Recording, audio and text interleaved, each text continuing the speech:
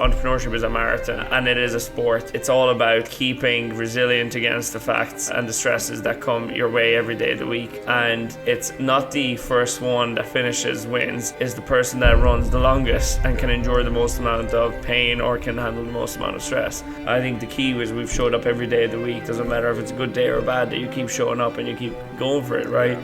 The more things you measure, the more ways you can win.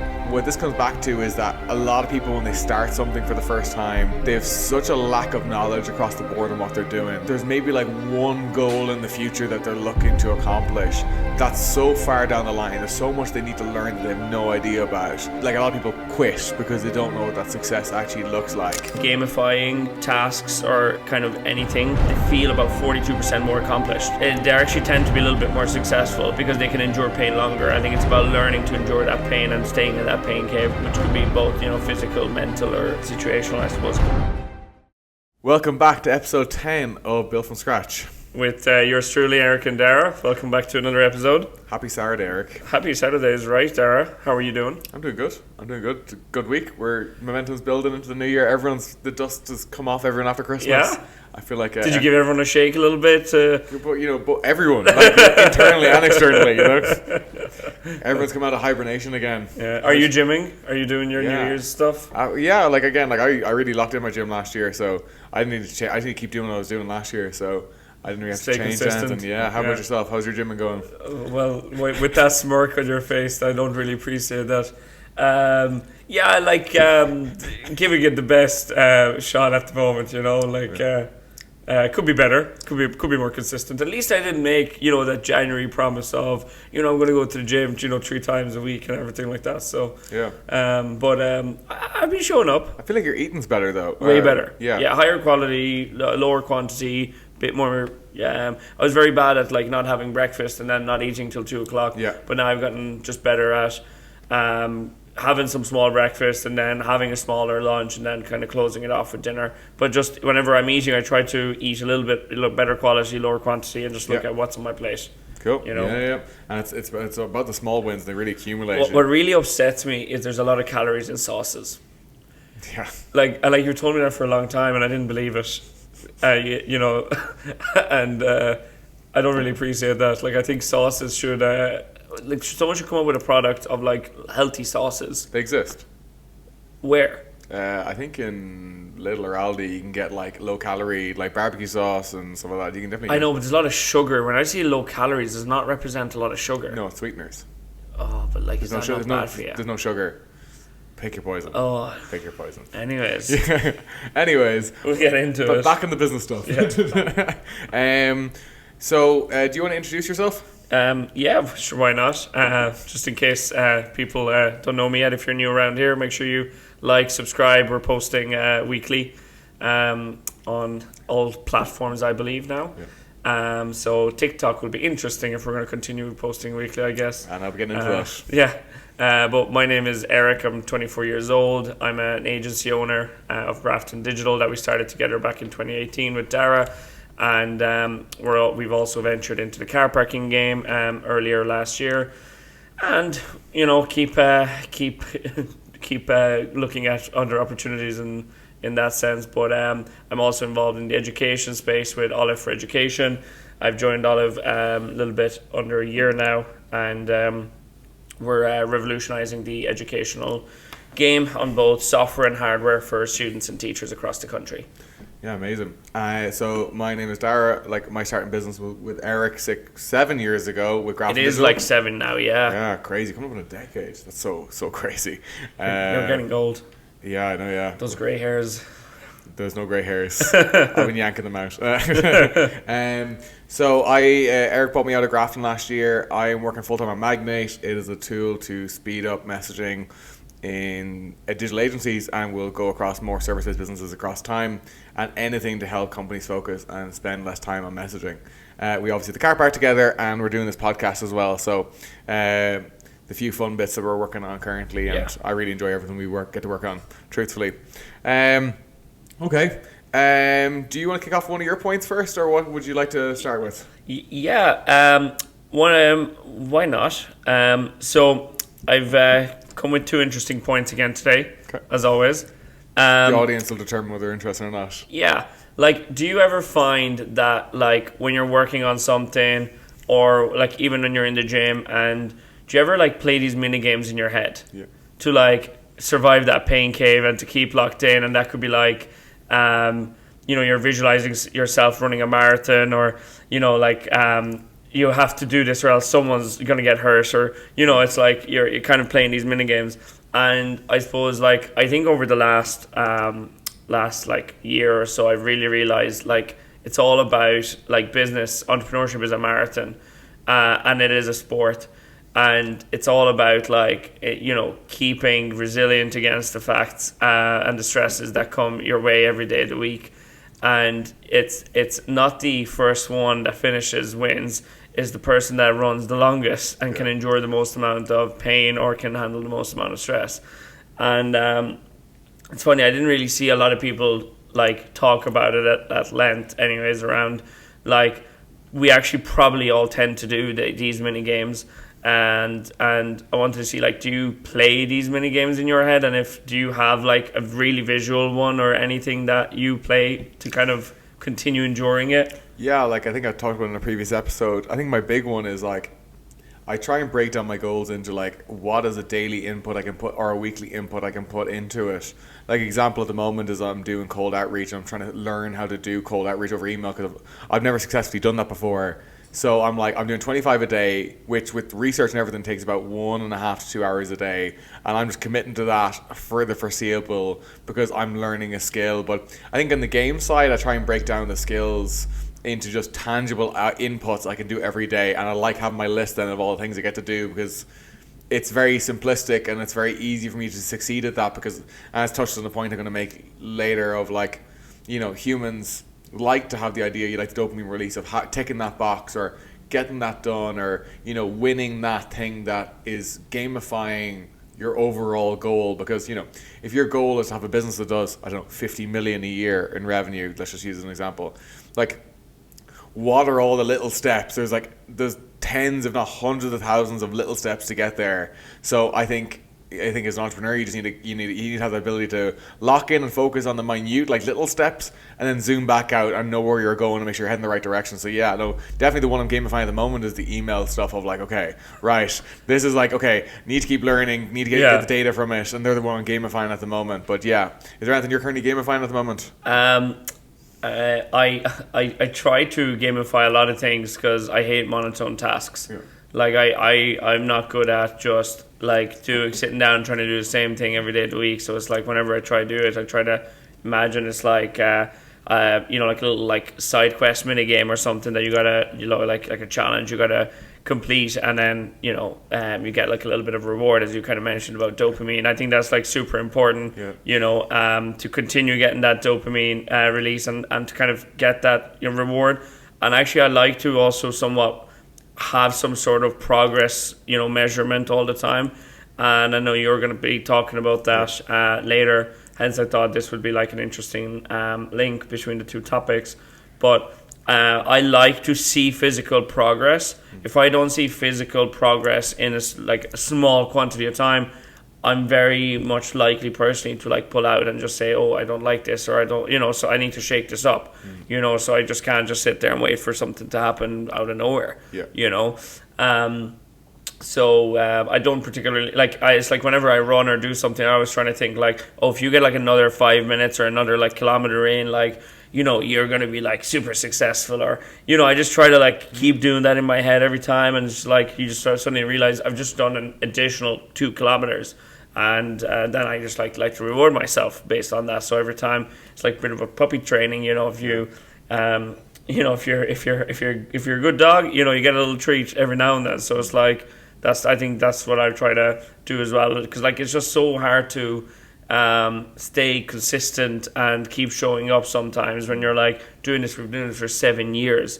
I think the key is we've showed up every day of the week. Doesn't matter if it's a good day or a bad day, you keep showing up and you keep going for it, right? And like, we've had great days and really bad days, and it's like that's one of the biggest things I've found that helps me go through these little mini games or try to make it more fun. I think people have different coping mechanisms, But like, I think people like to feel accomplishment, and they like to feel productive. And I know I was reading a little bit about like the Harvard business study done. And there's a Harvard business study done on this, that people gamifying tasks or kind of anything, they feel about 42% more accomplished. I saw that. You know, well, yeah. and they actually tend to be a little bit more successful because they can endure pain longer. I think it's about learning to endure that pain and staying in that pain cave, which could be both, you know, physical, mental, or, you know, situational, I suppose. But yeah, that would have been the first thing I wanted to talk about, I suppose, because I think it links nicely into your points. No, the gamifying is really interesting, and obviously no more than what I'm going to talk about next. It's obviously very relevant on the Magnate side of gamifying messaging and gamifying, you know, all these different things, because, you know, like, just look at, like, I've always had a bit of a flair and interest in psychology, and I think it's really interesting when you try and blend, like, you know, marketing. I think I was always drawn to it because it's this blend of human behavior and psychology and then business, you know, and like finding this common ground. But I think on the gamifying standpoint, I actually saw the same study, around the 42% more likely to finish something if there's some element of gamification, and something with Magnate now trying to integrate and hopefully work with some of the universities on that and doing some real research into it. But yeah, like, why can't you gamify everything that's going on in work? Because, like, statistically, there's nearly 50% more output, which is absolutely insane. Like, if you quantify that of, you have a 40-hour week. Make sure I don't mess up my maths on this. Like, that's additionally, you know, nearly another 50% output of technically 60 hours of output. Yeah. You know, done in a 40-hour week, which is absolutely game changer for, especially in a service-based business where, you know, every hour time is money. Yes, it's all billable hours, so it can be a game changer when you really start, like, making it fun. And again, it comes back to this whole thing of, like, what drives people. You know, obviously you need to have your incentives aligned with your team, but also on top of that, then if you can make the tools that they're using to accomplish their job rewarding to them, in, you know, obviously as part of, you know, a dopamine release or whatever, that's definitely, you know, going to help them succeed even more. So it's just stacking the deck in your favor, I think. One quote I heard during the week, and I thought I really liked it because it's really, like, a reason I want to focus on at the moment is, the more things you measure, the more ways you can win. And what this comes back to is that a lot of people, when they start something for the first time, they have such a lack of knowledge across the board on what they're doing. You know, there's maybe like one goal in the future that they're looking to accomplish that's so far down the line. There's so much they need to learn that they have no idea about, that they don't, like, a lot of people quit because they don't know what that success actually looks like. The example I heard recently was, there's a really successful weightlifting team, and what the coach had done is he had measured 250 of their lifts, right? So that was like 8 rep max bench, and then it was like one about push press and whatever. So, but basically every session they went to, they broke a personal best, because there were so many different measurements that every time they went to a session, they got a personal best, and they always moved the dial forward. Yeah. But that's because their coach is such an expert that he was able to have so many data points that, like, maybe they hadn't measured one thing in 9 months. If you're consistently weightlifting for 9 more months, you're going to push something forward. And then I was thinking about business and my side of, like, okay, like, going into my second venture with Magnate, I'm definitely looking at every department and going, okay, I see the roadmap in what I need to do and what the small bits of success looks like. Let's say for the marketing, under marketing, let's say is email, like I said, at the 25 per day. I'm going to be starting running paid ads soon as like a lead gen piece for the wait list. Step 1, ad account. Step 2, different strategy of the different departments. So you like to tick off your tasks as you go along, so you progress. Can see And like, you know, and like, because then you look back in your month and you see your huge list and you go, okay, right, at the start of the month I had no paid ads. Now we've spent X amount of euros and we've gained X amount of companies onto the wait list, and we've seen what messaging is working, what's not working. Okay, that's really good progress. I can build on that next month. And then if you break that down over every department, you look at sales, you look at marketing, you look at product, you go, oh, there's progress happening here. But what I find is with new entrepreneurs, or this applies to any area, like, their thing is, I just want to sell to a customer, and like, I don't know the path to get there in any department. I don't understand business, I don't understand the terms. there's no small measurements of success. You know what I mean? Because it's such a steep learning curve. And this is why the thing is, experts just have more ways to mark progress, and typically that's why they stick with it, because they've got more rewards along the way, they have little wins along the way. I thought it was a really interesting concept, 100%. And especially Magnate, looking at the data piece, which is just a minefield in and of itself. I think it's really interesting looking at companies of like what data can you give companies on the side to win even more, because I think companies with the most information can go and actually win because their decision making is better. But I know you're looking at a lot of systems at the moment. Is like with anything that you're working on, like I know it's systems, obviously then that brings data. Is there anything you're particularly been focused on? Because I know Q1 for you is all systems. Is there anything in particular that you've been looking at data wise or otherwise that you've found interesting, or that you're kind of focused on at the moment, I suppose, over the next couple of weeks? Trying to quantify the customer acquisition cost on every side of the business. I think that's just kind of a slept on stat for the agency world. Obviously, if your agency is like mainly obviously running ads or doing similar activities where it's like easier to measure. But I think there's so much time and effort that goes into acquiring a customer, from both going on site, having lunches, spending all that time as when you're a business owner, is really valuable. Or even if your team is kind of constantly doing it, or like I'm having to hire account managers for certain parts of our business, and that just tells me that my customer acquisition cost has gotten higher and higher and higher. It's crawling higher and higher. But that's what I'm trying to create different metrics for, and trying to create like a cost bucket for it. So because I think that's something you have to put into your margins and operational costs. So you're not just like hiring all these additional people from both like a support service personnel to account retention to sales to middle management. I think there's just actually so many moving wheels there that like people just expect like a call center, somebody answer the phone because they bought a 20 quid a month subscription for Vodafone. And it's like, well, Vodafone obviously do that at scale, and that's the way they're able to afford it, because they're probably making 80-90% margins on that subscriptions, if not more, right? And that's like the whole, like, okay, if I'm charging a set price and I'm trying to retain X amount of profit, where does that profit actually go in terms of operations? So that's what we're building out now, heavily focusing in on that. Because I think it's just so important before you want to scale your business to understand how much it actually costs you to do business. Because I think profit and loss just like gives you like this linear look of your day-to-day cash position of your business and helps you create valuations based on that. But like that doesn't tell me how successful your business is. Because like we have a mutual friend who owns a clothing retail company, quite a large one. And he's figured out how every euro that comes in, how he keeps 80 cents. And this way he's able to really scale his business by just creating that whole kind of franchise drop shop model across Ireland. And I've really just like looked at that, I'm like, I need to like figure out how to do this, because my hour just spits out like a set amount for that hour. Like, okay, that's fine, that's great. Like, but when you're scaling a business, that needs to be a bit more differently thought about. And that's what I'm going into.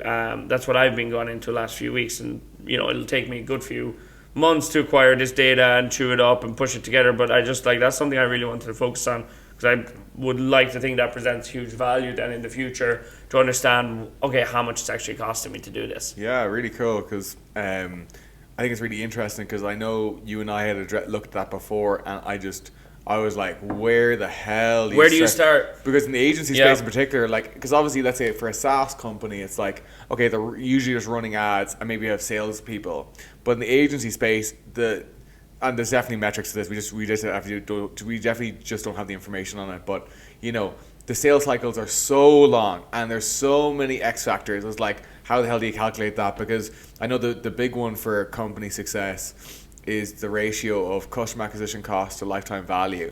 Because if you're like, okay, if I put in €1 and I know my customer acquisition cost is €1, and my lifetime value of my customer is 200, it's like, okay, that's amazing. Or it's 20 or it's 15. I know Starbucks didn't release their customer acquisition cost, because they wouldn't, but their average lifetime value of a customer I seen that $14,500 on bloody coffee. and like that means every average customer spends $14,500. It's like, okay, and what their customer acquisition cost is probably peanuts compared to that, because obviously there's such strong brand and they've equity. been around for so long that everybody just knows Starbucks. Like, I don't think they probably advertise as much, anymore. So it was just always on my mind of profitability, but I think we were inexperienced to measure profitability and didn't know where to start. And I think 100%. like everybody, you want to just run straight at the problem, and you didn't get a chance to look at a high level overview of this. And when you're kind of when you're not profitable, or your business is in investment mode because you're seeing a bigger picture and you're betting on that bigger picture, so you're going to be burning a lot more capital, right? So it's like, okay, that's great, but I'm investing all this on the forefront. If I don't tie the knot somewhere, this is just going to go on forever. And that's kind of just probably like basic business economics, but it's only now like I'm having to put my hands on this, because like some of our customers require more attention, and I'm like, that's great, but that attention is obviously going to be an expert that we hire and we train and we give them all the resource, but we cannot just not charge for that, or have that as part of you coming on board as a customer. So it's just, that's kind of where my world is at the moment, and I find it very interesting to actually learn how to do it, because it's not as straightforward as just putting a bunch of numbers on an Excel sheet and finding out like a true number. Cool. I'm actually really excited, truthfully, to hear how you get on with that. I'm actually really excited, actually, genuinely, because I'm a bit of a business nerd. I love this sort of stuff. I'm excited to actually hear how you get on with that, and what way you're calculating. Yeah. No, I think that'd be really interesting. I would find that interesting. So I think there's at least a listener or two that would find that interesting as well. Okay. What's your second point? So my second point is a little bit about, so I was recently just visited America once again, and I wanted to kind of just, I suppose, highlight, I think on the returning episode I didn't really highlight like a couple of important bits around how to be more successful at expanding into new markets and what it takes to expand into the new market. And like a lot of people underestimate that, I think, and expect, we're talking about measurement today, they expect real fast results with really low leverage efforts, and then they're wondering, what's wrong? Is it me? Is it the product? Is it the service? Or the markets are, slowing down? And it's the same thing of, it's a numbers game of showing up, meeting people, and just expanding the business. And I know, because like one of the biggest like challenges we have as a business now is like our presence in the US is there. We have customers in the US, but there's not like as much of a push on the ship to go forward. So why am I expecting such a push of a result going forward?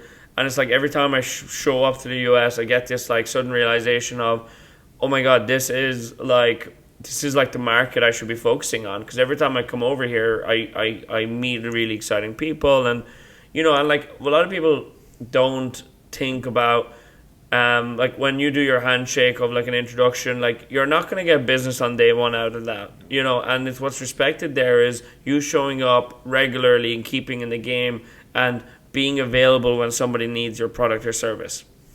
And obviously, like, I understand like enterprise sales of SaaS is totally different concept in a way, but relatively you have to get your couple of first customers who might be all shapes and sizes, but they're the customers that are going to be your first champions to give you that in, right? Another thing I see like a lot of people making the mistakes of is not understanding the cultural differences in the market. And like you have to really make your customer comfortable, or your potential customer comfortable when they're talking to you, because if they see you as a flight risk of, oh, this person is just here to take my money and bring it to his country, it's not an incentivizing offer. It doesn't matter how great of a person or product or whatever you present there, right? So, and small things like I know in America, they use the word cell phone instead of mobile phone. So when you ask for somebody's phone number, you ask for their cell number rather than what's your phone number. Right, and it just those kind of cultural, touches that you could actually learn because you're in their country and you're trying to, push P and make it work. I'm like, it's your job. It's like, it's the least you can do is to learn certain things like that. Learn about their sport, like American football, like hockey, all these, like basketball. Like a lot of states are huge basketball fans.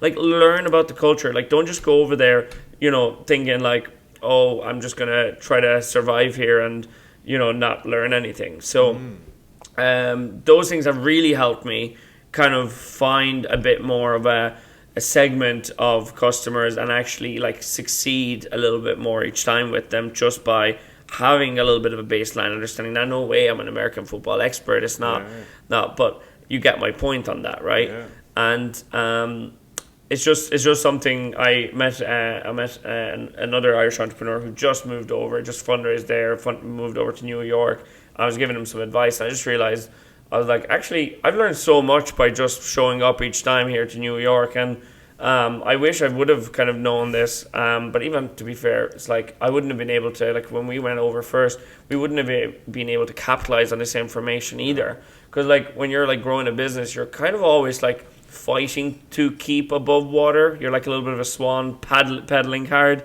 on the bottom, but like nice and calm on the top, but in reality, we probably wouldn't be able to use it. But now I'm like, I have resource, I have more time, I have the experience. I should be able to replicate that at a stronger force over there. Yeah. So I just wanted to kind of touch in on that and say, look, it's like market expansion. I think it looks very sexy. We thought it was very sexy for a long time, but by God, it's a lot of work and a lot of money, and it's like, you got to do it if you really want to make it work. And like, I know you've like the goal now as well to move to New York real soon, and expand the business in the US.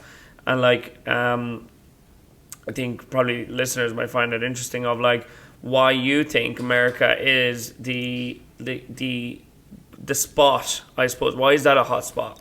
Yeah, like I think it's just pure economics of like how many businesses have over 1,000 employees, like how many scale. It's complete scale of market, and just like I said in a previous podcast, it's a population of 5 million versus 360 million. So like if I were to look at luck or likelihood of running into a business, because obviously in a SaaS space it'll be an amount of licenses that I'll be looking to sell, and me talking to a business, it's a very similar effort for me to walk into a business that has 20 employees or has 20,000 employees. Obviously deployment looks very different for two of those, but I think for ourselves it's like, okay, where do I have the highest likelihood of selling to businesses with huge teams? And again, anything I can do to stack the deck in my favor, I'm willing to do, like relentlessly. Yeah. So, and again, that's just purely what I'm focused on. And again, every place has its pros and cons or whatever, but like I just think for the success of this business, we've obviously seen it firsthand, and people going over there and doing very well. Obviously, it's a real sink or swim sort of place, and again, that's the whole American dream of people can hit it really, really big, or you can fall flat on your face. But again, I think at the age we're at, I think it's like, why wouldn't we go and take a punt on ourselves and really go after it? Because the scale is just is multiple bigger than over here. But again, like obviously, I think starting a business in Ireland is absolutely amazing, and I'm going through all the schemes and New Frontiers and the support from Enterprise Ireland and the LEO and stuff, but like obviously having a base here, but I think talent obviously is very good over here. We talked about I think it's like one of the best in the world you can get, is like, because Ireland's like a real hub where multiple cultures do meet, but the universities here, the resource here that exists for startup, for engineering, for every possible segment, is like probably one of the best in the world. And like the state is very proactive in investing in business, which is really good. And the multinational training as well, as in it's huge, yeah. Putting the skill set in here is amazing. That's why I think a combination of having the base here in Ireland and then having boots in the ground in the US, because as we learned ourselves, our progress probably into the US with Grafton was definitely slower because we weren't on boots in the ground there all the time. Yeah, and like one of the things I found as well is I feel like the American dream is a little bit different now. It does exist, but in a different form, different shape. But I find that America has a little bit of a different business attitude. Like people are way more business oriented in terms of like even conversations are a bit more like transactional in a way, but it's very much like you can't waste time there because everybody's like so like fast, like I think I said in the last podcast, but you have to like chew gum and walk at the same time is the number one thing they say all the time. And like you'll see people like doing a lot of business on iMessage, just like quick text message on deals and questions, and it's just super like short-esque. And like whereas I find in Ireland it's like people have a much more adaptive version of business now. I feel like it's good to do business in Ireland, but it's just so different when you go over to America. It's like, sure, look, okay, I don't really want you to tell me how the weather is, just tell me what you came here to do. Pitch, you know. And it's like, whereas in Ireland I feel like we actually have way more of a deeper relationship with customers, and people like to build out deeper relationships and belong to different crews and circles, whereas over there it's like a bit more lone wolf type stuff, you know. Yeah, because even like I remember I was talking to a potential investor for Magnate, and we sat and talked for 2 hours, and we didn't talk for the first hour and a half. We didn't talk any business. He just, what are you interested in? What do you do outside of work? Like what, like, you know? And it was really like. And this guy American? No, he was Irish, but again, he really was focused on the relationship piece of like, who is this person to their core? Yeah. You know what I mean? Like, a feed into your point versus like, I just know obviously we've been in rooms pitching in America, and it's very much cut to the point straight away. And again, truthfully, nature of my personality, I kind of prefer that. Truthfully.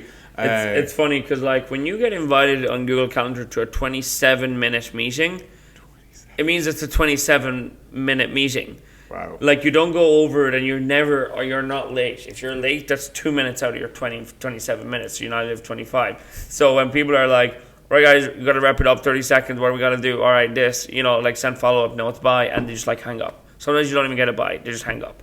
And it's just like again, it's one of those culture pieces. You just got to adapt to it. But I just found that to be like really good, but also like something to get used to. Yeah, you know, really, I think that's really valuable to people, because that's really and truly just boots on the ground, especially for Europeans, particular Irish people selling into the US. I think it's a really interesting insight that only by having the experience could you actually understand that, because I've never seen anyone mention that online. Yeah, and I personally prefer to build relationships, because I feel like that goes a longer way in that sense, and I like to know who I do business with. Yeah. And like I think that's why in America is like a lot of surface level stuff, but like you're kind of battling, you know, effectiveness versus quality, which both probably give you good results.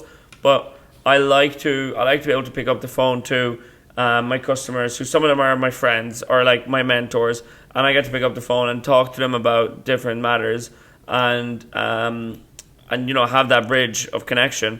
And obviously I would say, look, you could find Americans there have that as well, but I just find it a little bit different, you know, and like I kind of like it, but it's like weird. It's like I have something to get used to. Yeah, but I think it's also in the service game is that, and especially with the business model that Grafton Digital has in working very closely with a business over a long period of time, there's kind of a bit of a courting process, a bit of like a, what do you like? What do you think of me? What do I think of you? Yeah, you're kind of playing the poker. You're kind of like almost dating the person, you know? And like, because you need to know, like, this person you're dealing with and their team will be dealing with your team for an extended period of time.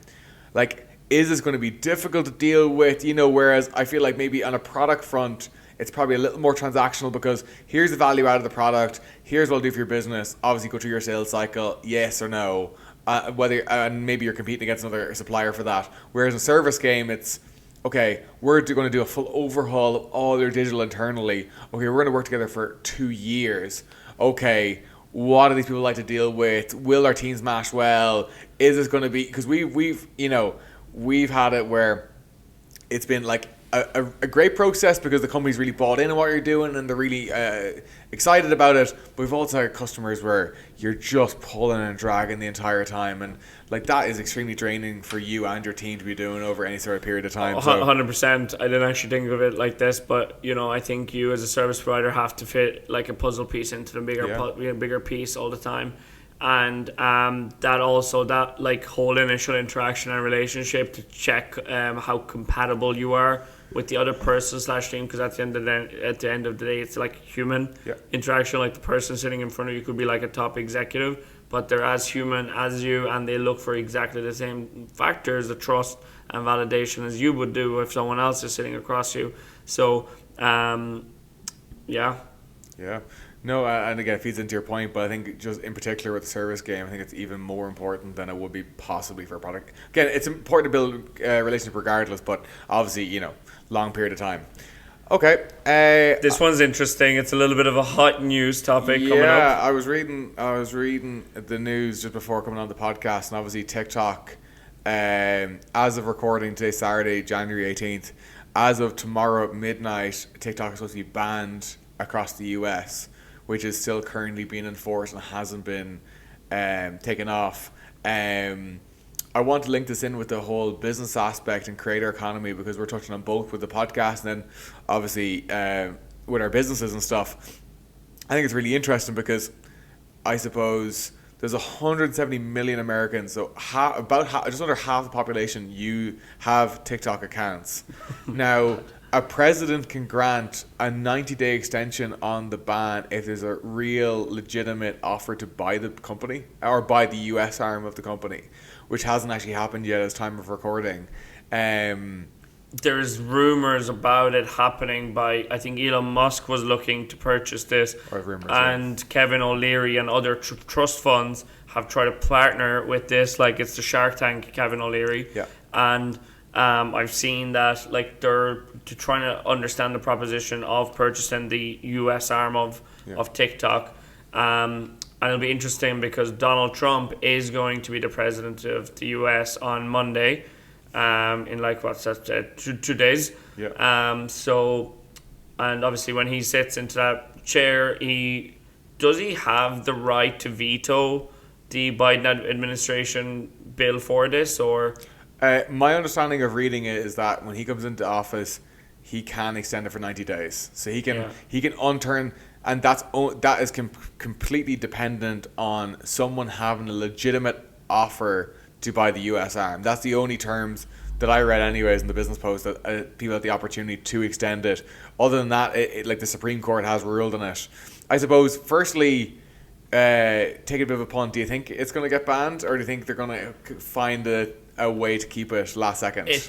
It's really, I think TikTok is particularly an interesting social media, because I think it has caused great controversy across the globe for data privacy for many people. However, it has also caused great results for business creator economy type stuff, where you got so much eyeballs. The algorithm was super creator friendly, and it wasn't just one of those, we're just going to do this for 6 months and then we're going to try to, put like payment caps on this and payment walls, on this and all that. It just kept growing, and if anything, the algorithm has gotten more positive, right? Now, I think TikTok in particular, because it's linked heavily to China, and we in the Western world have a great reluctance to share our data to the Chinese government or data centers. I think this particular time it's going to be really like a real chance of TikTok not like becoming online or available again in the US. My personal opinion. This comes from also seeing that a lot of states in the US have ruled for verification on a lot of adult videography sites per state, whereby you cannot do a lot of things without uploading your driver's license, verifying certain data protocols. You double accept privacy policies and everything. So, and like, because people are trying to be like, oh, well, now I have to upload more and more data for this to use it, it's actually taken away from usage, which is probably the ultimate goal. But going back to that, the US looks to take currently an approach of, we want to own everything that's here, and whether it be media, whether it be infrastructure, whether it be, war, whatever it is, they want to control it and own it a bit more. That's the trend that's kind of going through. And I just don't think the whole TikTok arm can just be snapped up in the space of 90 days. Like, how long was the Twitter deal for Elon Musk? And I know that was more of a different, like a regional piece of like, it's still huge, like, multi-billion-dollar deal. But I just think they just won't be able to make this happen in such a short period of time. where's TikTok's interest in selling the US arm? Yeah. You know, like, to be bought, you have to be wanting to sell, I suppose, you know, like... Well, you either lose your business, you know. Exactly. Yeah. But is this where TikTok can show a little bit of, okay, we'll just cut you guys out? And, like, Ireland is talking about as well, like, there's whispers of regulating TikTok and social media platforms more. And it's like, I don't know what way this is all going to go, to be honest. Yeah. It's interesting, and I agree with everything you said there. I just think there's probably too many powerful forces in the US that want to keep it going, just on the basis that it's one of the biggest and the most popular social media platforms in all of the US.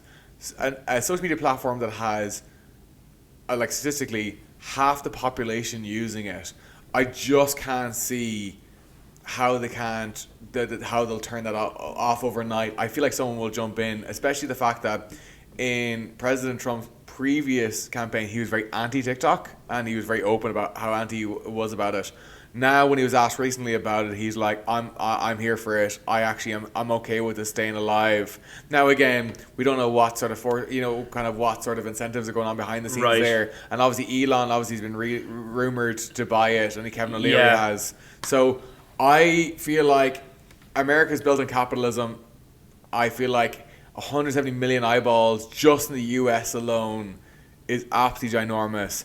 And especially with Elon making the move onto Twitter and snapping that up, I feel like there'll be some workaround where they figure this out. Even if it goes dark for a couple of days, I feel like there'll be an offer put in and at least get the balls rolling, because, where's the alternatives? It's YouTube and Meta have the two alternatives. It's YouTube Shorts and it's Instagram Reels. Yes, but, obviously, President Trump has really, really made strong acquaintances with the likes of Dana, the likes of, obviously, Elon, and other, I would say, controlling forces of the Gen Z eyeballs and, a lot of digital media across. So, which can be seen in a couple of ways, but what I take away from it is Meta and X, right?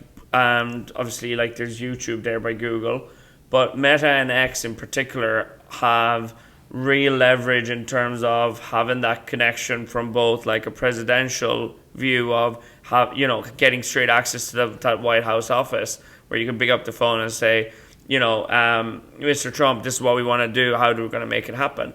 And it would make sense to me if you cannot control a force, you would destroy it.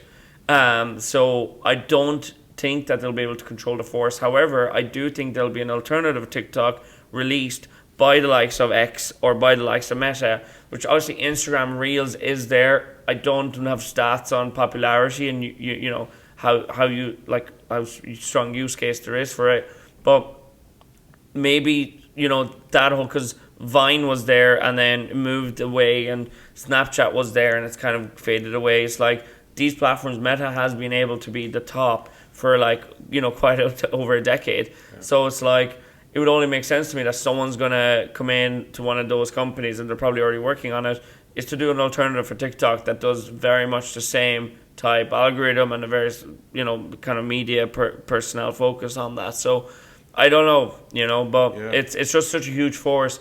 And I just think that it's probably not going to be on the top of the agenda, but data privacy is a big one for, President Trump, and he's always been very vocal about it.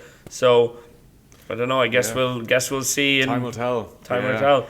I do think it'll go dark now, though, tomorrow. Yeah. There's nothing really that can stop that, if I'm correct. It can. The Biden administration can still extend it. If there's an official offer to buy the business is legitimate, they can still extend it tomorrow. Yeah.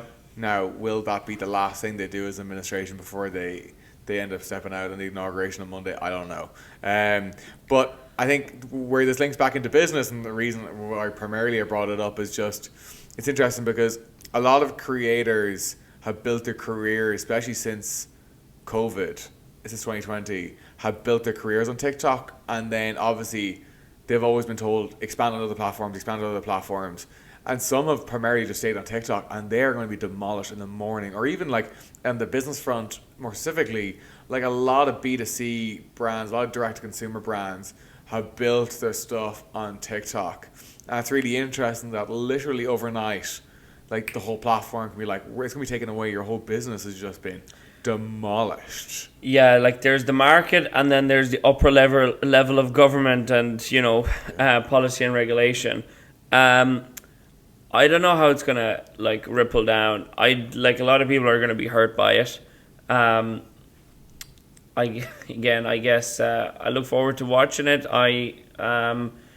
It's what TikTok is like. I don't have TikTok. Like I've actually never used it, and I'm like I have enough distraction in the Meta ecosystem. But I don't know. I just think that like it's just such a weird time on how, like, if you look at the whole X thing and now TikTok, like just like this big powerful exchanges in terms of media, which is like all eyeballs, and it kind of creates like, if I like really overthink it, it's like there's a lot of fear in me of like these companies have so much information, so much power. Like Elon can start tweeting different projects in different places and different opinions, and like the volume, the millions, tens of millions of people that are going to be getting that tweet or that access, or and he's coming up first. Like he owns the whole media space. Yeah. He's everywhere but nowhere, if you get me. And like that's real power. It's like, what's next? What's going to happen next? If he takes over TikTok, I don't know if that's like scares me, because he's already controlling a big force there. And by control, I know he opened it up, but still, it's like there's a strategic play here. Yeah. He's a businessman at the end of the day, and an innovator, creator. So he's just not in it for he's probably in it for the laughs sometimes, but it's just a huge force. Like there's like 170 million accounts. Okay, like in the US, in the United States alone, right? It's like, okay, 170 million accounts. We're just going to buy this. He has the capital to do it. Yeah. He has the contacts to execute on this. But if he does that, that's just you're giving away the keys to like just such a big force. Yeah. Now I'll be really curious to see how it plays out. And you're dead right. I had one of my points here about like people move on. Like there's trends. Vine was a trend. Viber for us growing up was the messaging platform, and then it's moved to WhatsApp.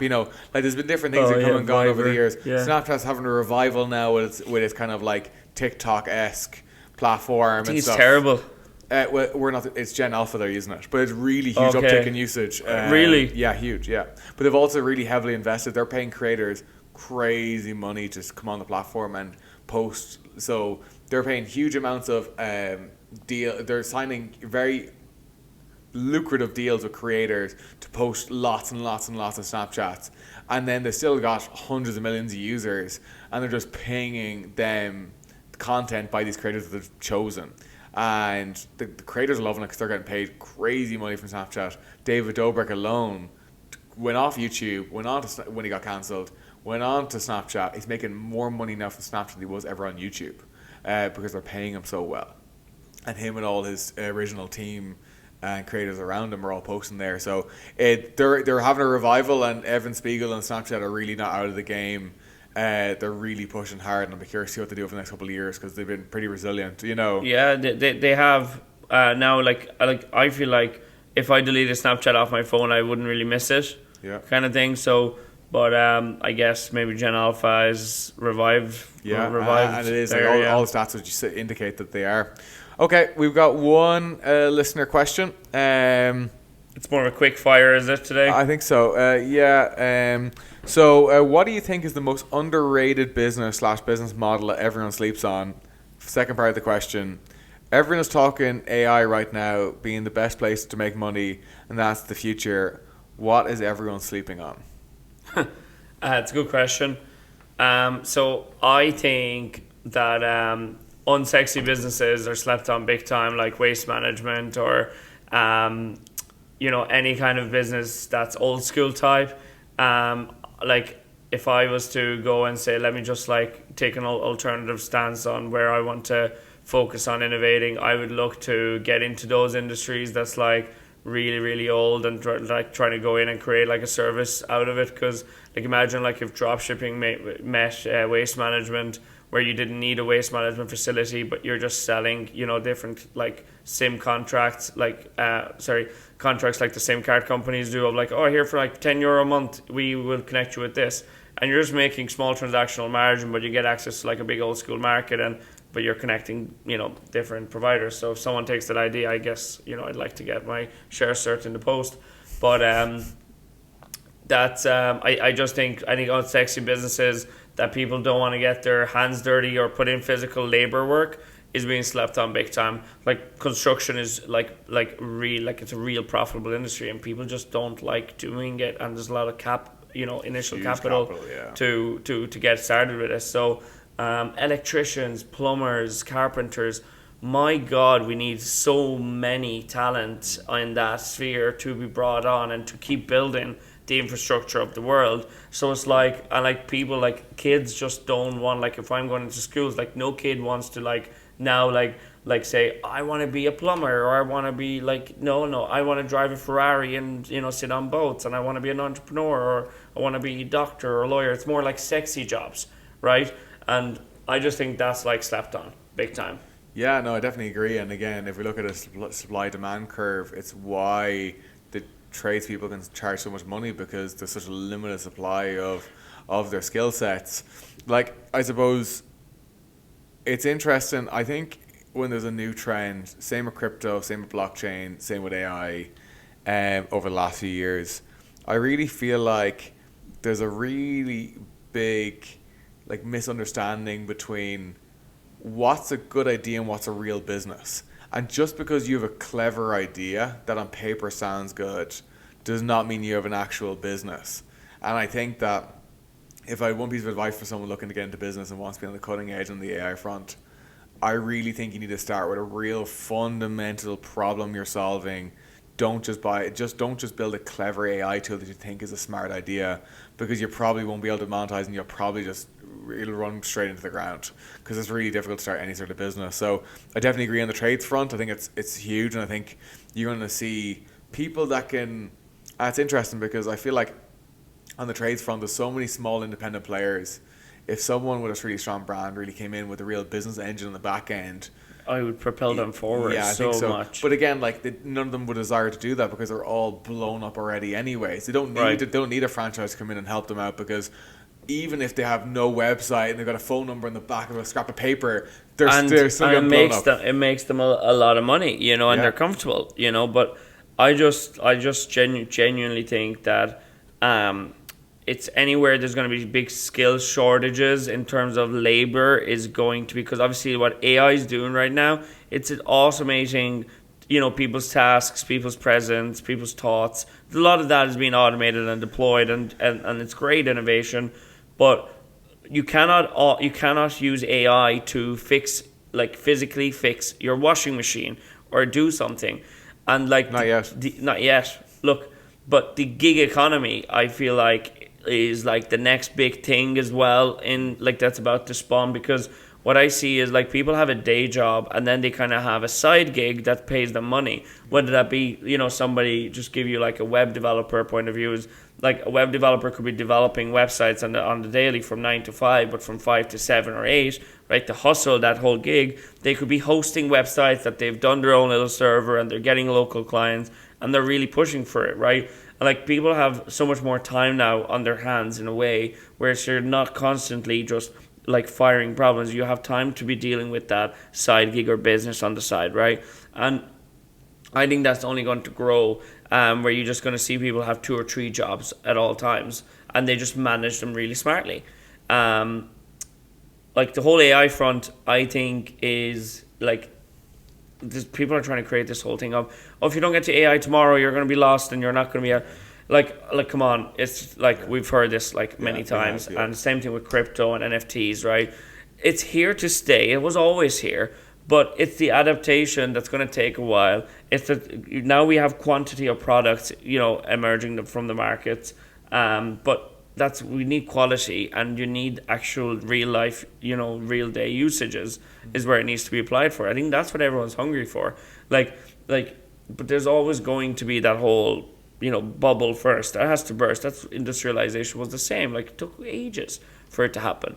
When it happened, it was painful, but then over time it created more jobs, it created more opportunities. Same thing with the AI. Time to upskill guys, time to keep, that's what the work is, that's what career is. It's progression. Yep. It's not to just to sit still and expect that my desk job that I'm doing exactly the same task for 10 years, I'm going to continue doing this for the next of my decades. You know, and that's like, you have not moved on with the times. And I totally understand the whole anger and frustration of the older generation of, oh my God, it's so hard for us to innovate and, you know, continuously upscale at even at an older age. I totally understand that, but there is means and ways for you now to, more than ever, on your smartphone. Everybody has a smartphone. Continue, you know, getting better, find where you're good at, and like put yourself out there to find a new job or find a new career if you think the current one is stagnant or is no longer needed. So, you know, it's kind of like let's be positive about it and embrace change, because that's always going to be a better outcome for everybody. Well, here, change is tough, and some people struggle with more than others. But I think, you know, if you want to be, you know, again, I think the best phrase I heard on the AI front is like, okay, AI is not going to take an accountant's job for the moment, but an accountant using AI will take another accountant's job, you know? And like, it really is like the output of one person, what they can do in their 40-hour week is drastically improved by having smart tools. Never mind AI, just like, you know, you using pen and paper versus using the likes of a Xero or some accounting software, your output is massively improved. It's like, it's just, again, another iteration, turn the dial of like, one person's output is just, you know, an upward curve. And again, right. I think that, you know, the best rule of thumb for the most part is just trying to keep an eye on things. And again, let the first movers make their mistakes because they're shooting off into the dark. And then, you know, your second iteration companies, third iteration companies then will really nail it. They'll have way more data. They'll see how the first movers made their mistakes and capitalize on it. Yeah. And our capitalist society will keep going.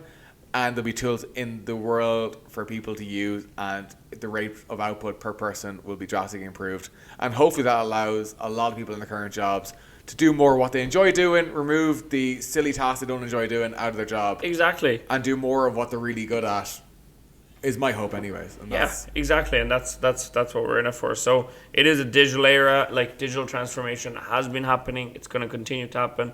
So it is one of those things that we all have to work and do our best to get with the times. And when something disappears, another opportunity appears. And I think the, like, what a lot of people don't realize is the reason we have an army reserve, right, is if we need to go to war, we have people to go to war. But these people, like, are always there to be ready to be deployed. But for like a long period of time, you know, when there's no wars or when there's no need for them to deploy, they are not, you know, there to do what they're supposed to be doing. So it's the same kind of concept of, okay, as you said, like, you're an accountant, you know, if you are not bringing in technology to your business, it's great that you're there, but when there's going to be a time of need where you need to solve something and you do not have the resource or the ability to resolve it because you have not moved with the times or you have not, you know, kept up to your training, you're going to become redundant. Yeah. And that's just the evolution. Yeah. So yeah, okay. But look, close it on a positive note. Yeah. Let's see what the new Trump administration is going to bring to America. A lot of split views, lots going on. You know, it's American politics. I always find really fascinating. Big changes, big promises have been put out there. So it'll be interesting to see what's happening next week and watch the inauguration and see what President Trump can bring to the nation once again. Yeah, time will tell. I'll definitely be watching. Anyways, Eric, another episode in the books, just under an hour. That's right.